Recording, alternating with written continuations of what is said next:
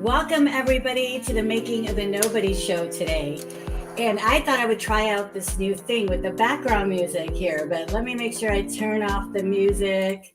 There we go. Welcome, everyone. Today, I am super excited because for the first time on the Making of a Nobody, we have special guests joining us today. So, welcome back, Mark McNally, and welcome to Min Bhogaita and Donald Farmer.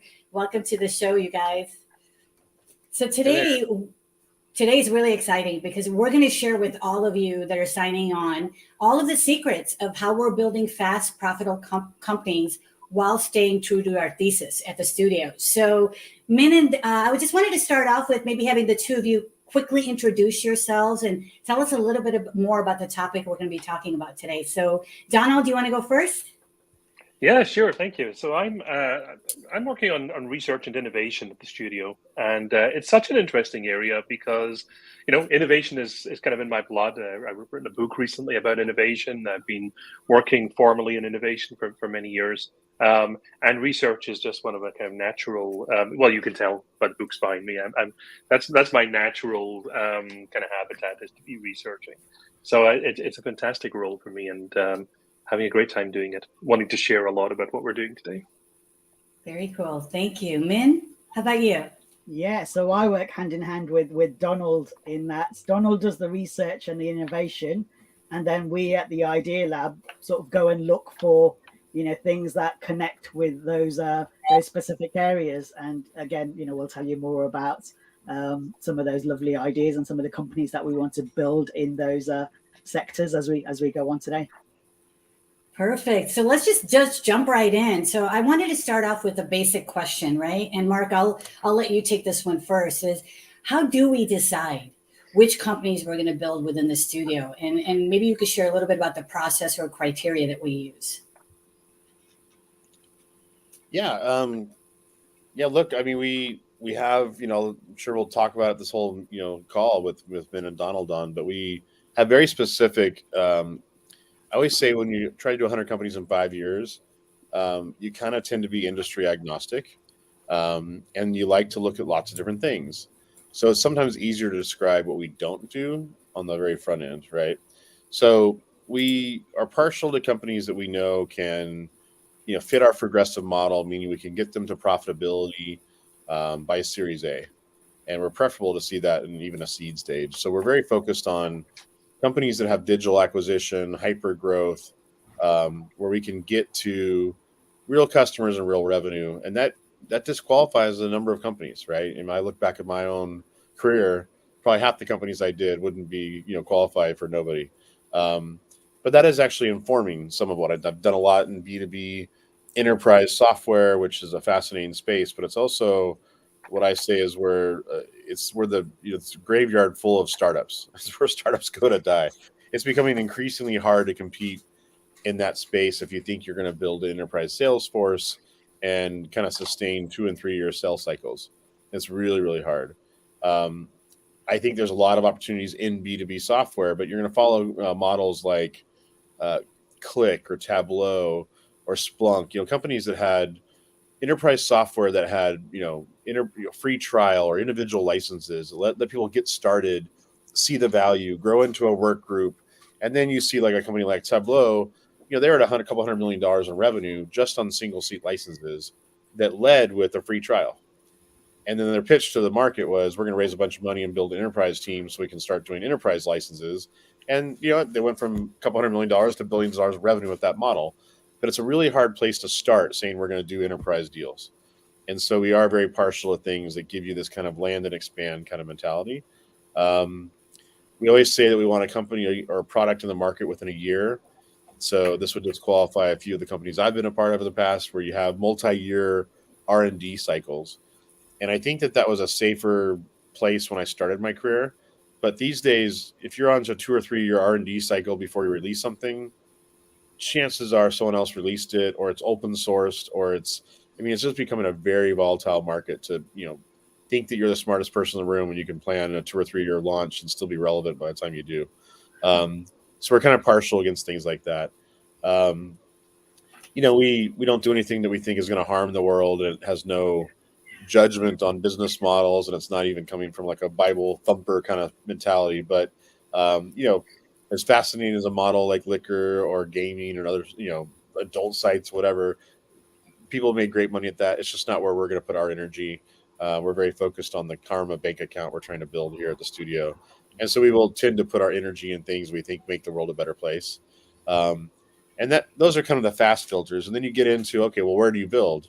You'll see us congregate around things that kind of fit that model around making the world a better place. So health and wellness, clean tech, climate tech, FinTech, specifically around the belief that, the democratization of financial services is coming. There's still 2 billion people who are unbankable. Things that we take for granted are going to be, common and mainstream, worldwide in the next 5 to 10 years. Enabling technologies like blockchain and Web3 that, make that a safer way to transact and even kind of disintermediate some of the control factors that have been in place the last couple of decades. Ed tech, these are passion areas. I personally believe that I'm frustrated watching my teenage boys go through school today, and it's the same school I went through 40 years ago, and I was bored to pieces when I went through it. So we think that's going to be radically reinvented. So yeah, you tend to see us focus on areas we think that we can make the world a better place, but they're still, ripe for a lot of, rapid and radical innovation. Yeah, thanks, Mark. I love how we're aligning our newcos with our mission. And, a huge part of this is market research and validation, right? That becomes super important to ensure that we pick the right newcos while staying true to that mission. So Donald, can you share a little bit more about your market research and validation process at the studio? Yeah, for sure. I mean, I think so Mark's given a really good overview of why we get interested in certain areas and what matters to us. I love the idea of our karma bank account. There's two other parts to that, though, when you start to focus on how do you identify newcos within a particular area. And one point is that if you look at health and wellness is a very, very broad area. What specifically within that space would we be interested in?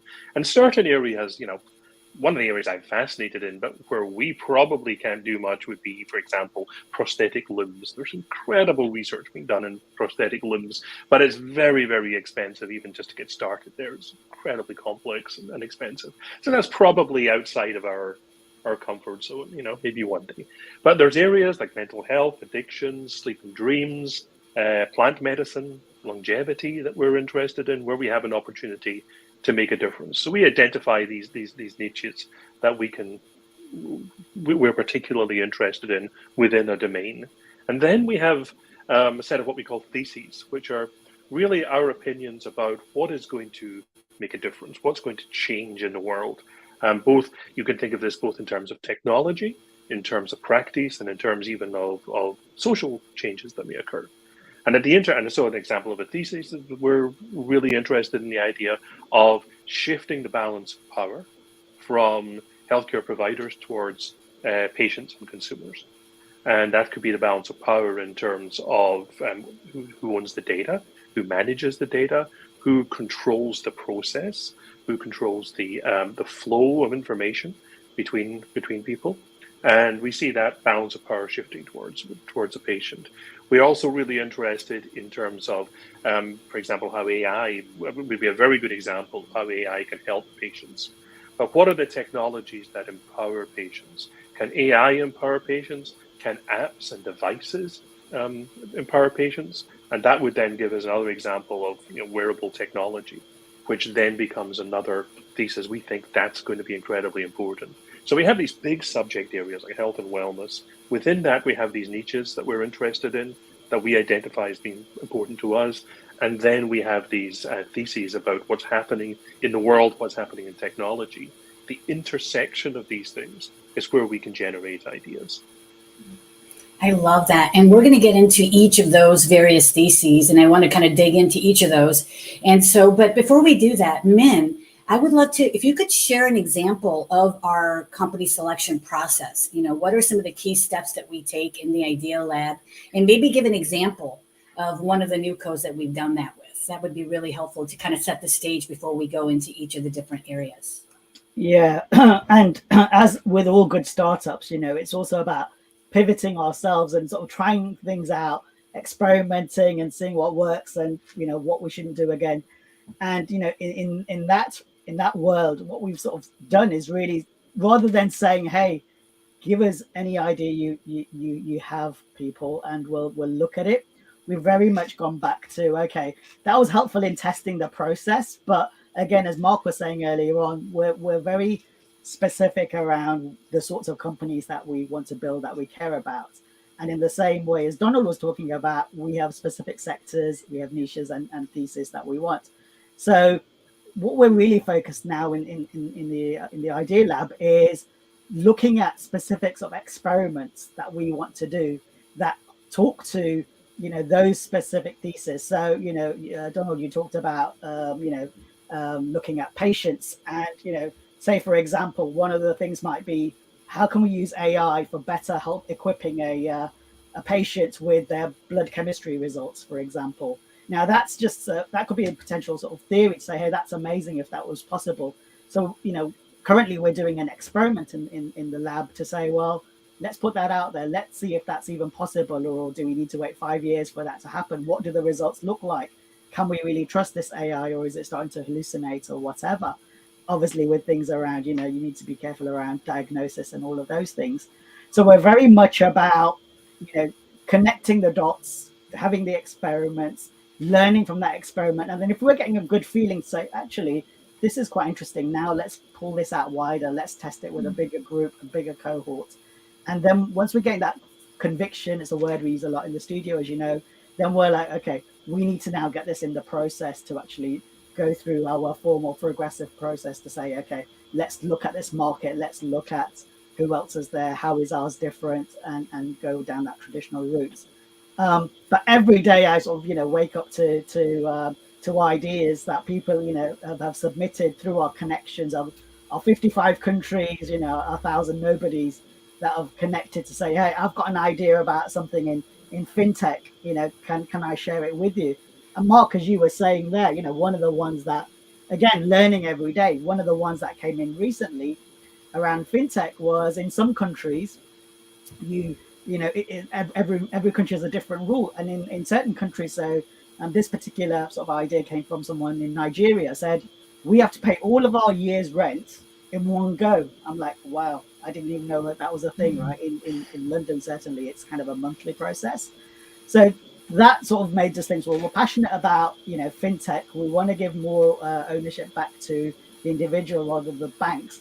Let's think about what that experiment would look like to say, well, okay, if we wanted to kind of be in between the homeowner, sorry, the renter, the landlord, and perhaps an insurance company, what would that look like so we could potentially pay them? So that's the sort of thinking that we would do to say, does it kind of fit in with the areas we're passionate about? And then what would be the right experiments for us to do to say, well, is there something actually here? Yeah, no, that's really helpful. I mean, when I first started at Nobody Studios, I was working with Dr. Eric. Give a shout out to Dr. Eric Reese. He's incredible. He's the director of our health and wellness team here.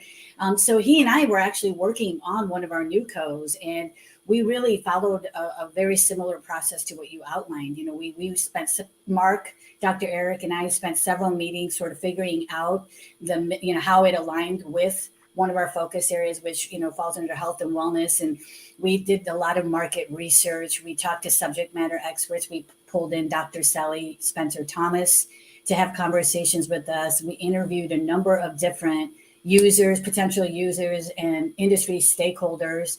And, you know, that helped us kind of reiterate the process. And just recently now we're bringing that new code back to life and looking at how do we incorporate AI to enhance the value of that, right? So thank you for outlining that. So let's now dig in to each of the specific areas. So I wanted to start off even more general. And Donald, maybe you could kick this one off. You started talking about it, but some of the questions I get from a lot of the people, you know, on the front end, when people are reaching out to me and they're asking about the studio and our focus areas, you know, they always ask, like, why did we pick these focus areas? And are we just limited to those focus areas? So maybe you could share a little bit more about how we chose FinTech, health and wellness, climate tech. What was some of the driving factors behind that?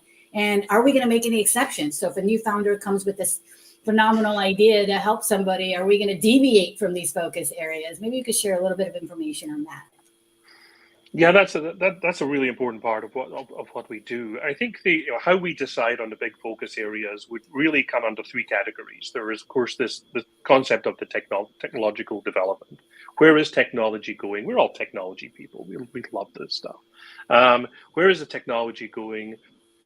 What is happening in society? What social changes are taking place? I think that's actually a very important part of identifying areas. And then the third thing, of course, is this model that we have of being progressive, of developing very quickly, and of developing with a sort of frugal but aggressive kind of strategy towards that. And that, you could think of that as a limitation on the one hand, because it means we can't do the 2 or 3 year kind of research projects that Mark was talking about, But on the other hand, it's actually a great thing because it enables us to focus very precisely on what is achievable. So those three areas would come together to help us define. Now, there's a great question about, well, what about all the other stuff that's out there that falls outside of these areas? One of the things I like to say is that you need to think of us as being a factory rather than a fund. And what I mean by that is there's a ton of great ideas out there that could get funded. But we're not a fund in the sense that you come to us and persuade us you've got a great idea, and then we find money for that. What we're interested in is how do we generate idea within our areas of interest, within our theses, within our niches. Now, it may well be that you've got a great idea that works alongside it, that can actually help us to generate ideas, that can get us faster to something that we want to develop. But we're actually kind of prescriptive. We do a lot of work to decide what is important, and anything else that comes along might distract us from some of these.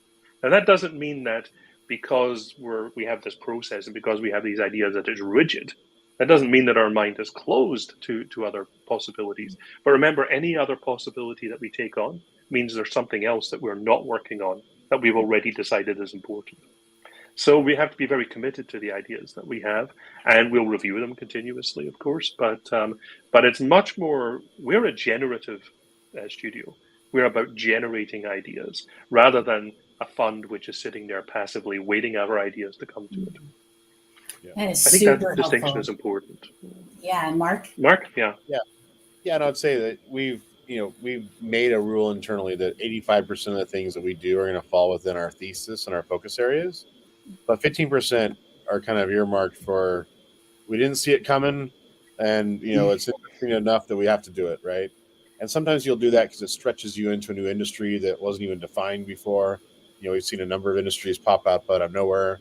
And we'll hopefully be able to, read the tea leaves and be intrigued. And so even though it wasn't in our theses decks for the last year or two, doesn't mean that it's not going to be really important next year. And also might take us a flyer into a new technology area or a new region. So we certainly have given ourselves the flexibility to do stuff outside of it. But even within our theses, it's not like we're saying we have to do this specific company. These are the types of things we're interested in. So there's a lot of room to fit in things that at least are, already fit into the puzzle piece of we believe this is important. We've already aligned on this is something we want to do. And it just lets it move faster. But, we certainly given ourselves the leeway to think out of the box. I love that. Yeah, one of the things that comes out of that, oh, sorry, Sejal, I want to say one thing that comes out of that is that one of the great things about a studio is that there's the potential for emergent ideas from bringing completely different areas together. We may have people doing things in health and wellness. We may have people doing things in FinTech. And, because they're both working with AI or they're both working with mobile apps or they're both working with devices, you can see, how do these things work together? What comes out of this as an emergent property of bringing these great people together and these great ideas together? And we're not going to say no to that either. Yeah, no, that's very helpful. Yes, Min, go ahead. Just to that point, I was at an event yesterday, and one of the areas that we're looking at is a specific topic around, it's known as BCI, brain-computer interface. I thought this was something that's sort of 20 years in the future. Basically, you put this thing on your head, and you can use your brain waves and your thoughts to control things, right? So control the devices. I can use it to kind of turn my lights off and all sorts of things. So there's lots of sort of use cases in the sort of health and wellness space, with prosthetic limbs, for example, or if you have some disability, and it's much easier to do that. But yesterday at this event, they were using it for a completely different use case, more in the cyberspace, where they were saying, in this wonderful future that we have, although it's exciting, there's all of these like concerns around deep fakes. So where we're using our face for opening up our phones, or we're using our voice to validate that's us. If someone could capture that, maybe from this little live stream we're doing right now, and they're like, hey, I'm going to be Min. So, there's new ways of potentially what's that next thing going to be.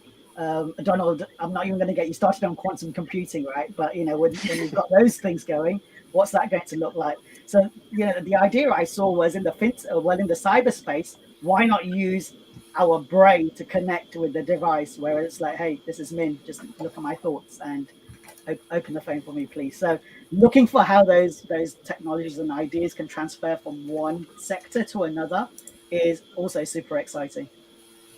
Yeah, that's wonderful. And I love this question that just came in. Anthony, you're reading my notes here, but I was going to actually say, since we're talking about health and wellness, maybe we could start with that one. And I don't know who wants to kick this one off, but what are some key trends or innovations that align with our health and wellness space? And how do we see ourselves contributing in this area? And that's what Anthony Hall wants to know. Thank you, Anthony, for joining us. And thank you, Nicolo, as well. We appreciate your support. I'm glad to take a first swing and let Min and Donald fill in. But I think health and wellness is a great one to break down, because it's a good example of, obviously it affects all of us. There's still a lot of room for improvement. Obviously, if you get it right, the market's huge. So it kind of, ticks off a lot of things that we'd be looking for in terms of knowing it's worthy. It certainly fills a category of making the world a better place if we can improve people's lives. But then you look at certain categories that kind of emerge, right? So we're very passionate about products and solutions that address issues in like mental health, addiction. We're very bullish on plant medicine and psychedelics as the future of a lot of things. Sleep and dreams, we believe, is in a whole category that's been completely under commercialized and has yet to really impact most people in terms of making them aware of how important that is, or more importantly, maybe the awareness is starting to get there, but how to improve your sleep, how to manage your sleep. And then, the mother lode is how do you actually tap into your dreams as an excess cognitive kind of capacity to play with. That stuff's really fascinating to us. And then longevity. Longevity is kind of, if we get the other things right, plus a whole bunch of other scientific breakthroughs, we're getting to a spot where, our kids are going to live double the, lifespan that we have, if not more. And that has a really radical effect on life planning and retirement planning and, health management, a whole bunch of other things. So it's powerful on selling the elixir of living longer, but the non-obvious business models, the domino effect that's going to have in terms of, people going to flight school in their 100, because that's going to be their next 20-year career. Like, there's a whole bunch of things you got to think through. Like, what does longevity really mean? We're fascinated about all those kind of domino effects of those breakthroughs. So that would be a good idea of, a good example of the categories that we focus on. And then just to highlight one of the themes or theses we have is that the last 10 years, a lot of technology was essentially focused on empowering the system. So it's, it focused on empowering payers and providers and hospitals and physicians. And we really believe that, the most, amazing breakthrough products, at least in the next 10 years, will be really about empowering the patient. This shift towards the patient as the person who has the one single view of everything they're dealing with. Our system is good for a lot of things. It drops the ball in a lot of other things. And one of those things is one common view of the patient. So anybody who's ever had any kind of health issue they've had to diagnose and go to multiple providers, you'll experience this when they always ask for new blood work. And you're like, but I just got blood work a week ago. No, I want new blood work. It's the same blood work. It's really because nobody has one view of this. And the referral system, I think it's ironic because this isn't really a hit on physicians, but the system itself, we've created a referral system based on the fact that we became so litigious. And so because we became so litigious, you can't practice medicine unless you have an insurance policy. And insurance won't give you insurance unless you promise to play within your swim lane. So don't give advice unless you're an expert. And so it gave birth to this whole referral system, which actually is the root of why our system is so bad for anything other than trauma. Because people that really care and and you talk to them, they know you as a doctor, they'll write a referral. And then after that, it's out of sight, out of mind. Now you're kind of wandering around in etherland trying to find the next physician. And it's not uncommon to find people who talk about, 5, 10, 15 doctor visits before they found something. And that's not the way the system was intended. It's certainly not the way a primary care physician intended when they started to go to, med school. But it is the result of the system now for a number of reasons. And so shifting the power into patients to manage that more, arm them with insights, track their data, trigger, follow-ups.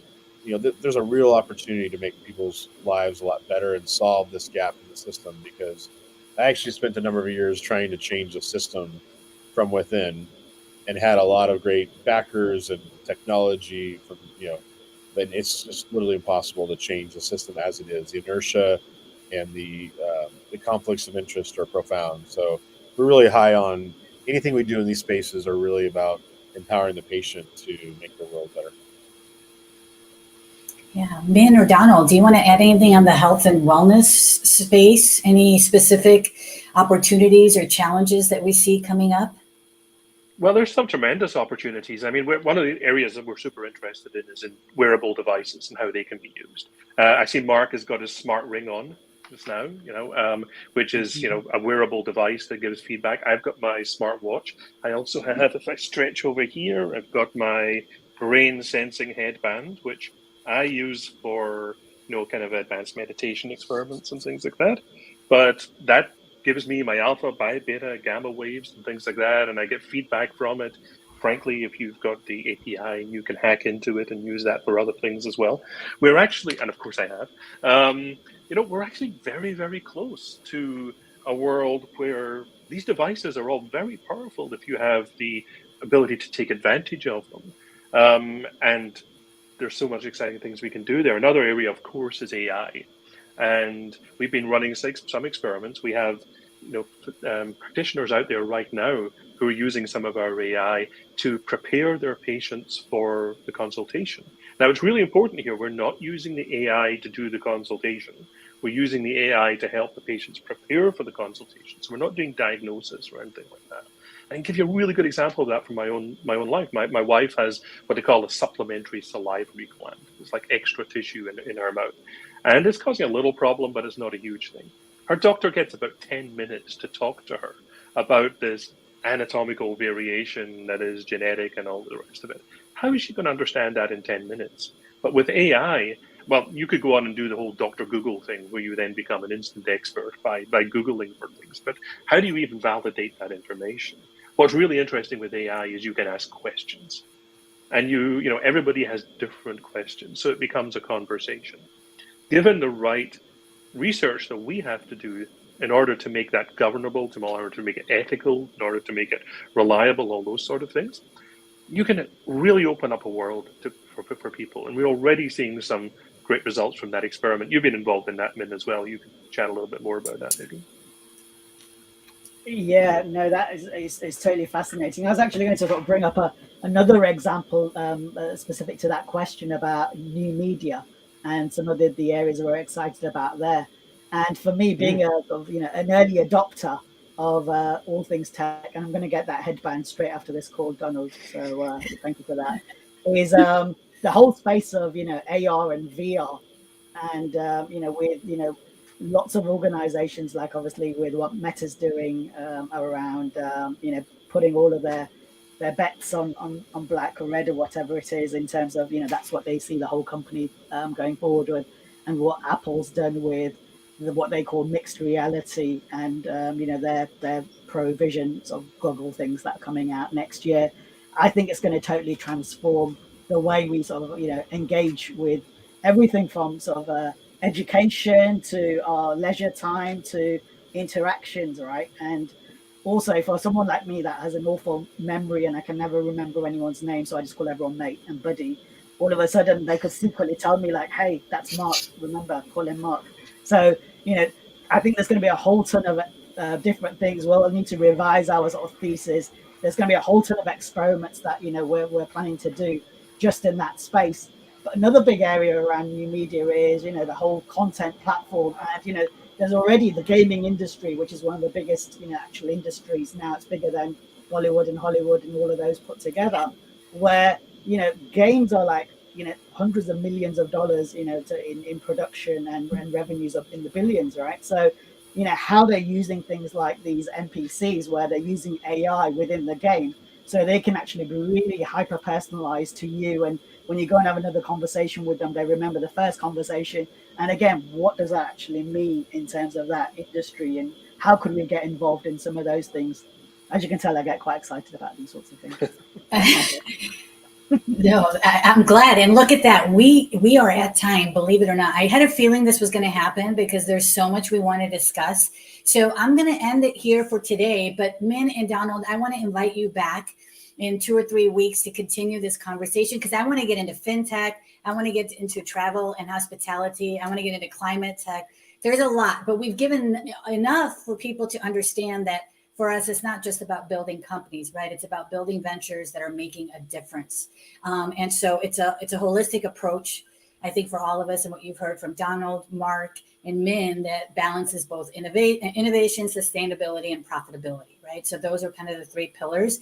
So anyway, if any of this resonates with you and you want to contribute, or you want to bring your ideas that fall within our areas of thesis, or you want to bring your skills or talent or help make noise on some of the stuff that we're doing, check out our website at www.nobodystudios.com and join the journey. Thank you, everybody, for joining today. Mark, do you want to add anything else before we sign out today?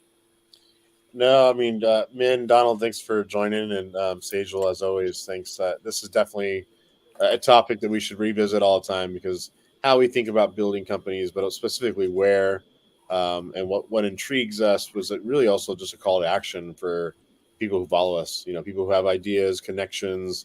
You know, we really just want to, you know, always be as inclusive as possible into this journey. So I think we should revisit this topic, and this was a good first start. Thank you. Let's do it. Let's do it. Donald and Min, you have an invitation coming back to you to get this next one calendar. I will get right on it. Thank you, everybody, for joining us. We'll see you next week. Bye. Thank you very much.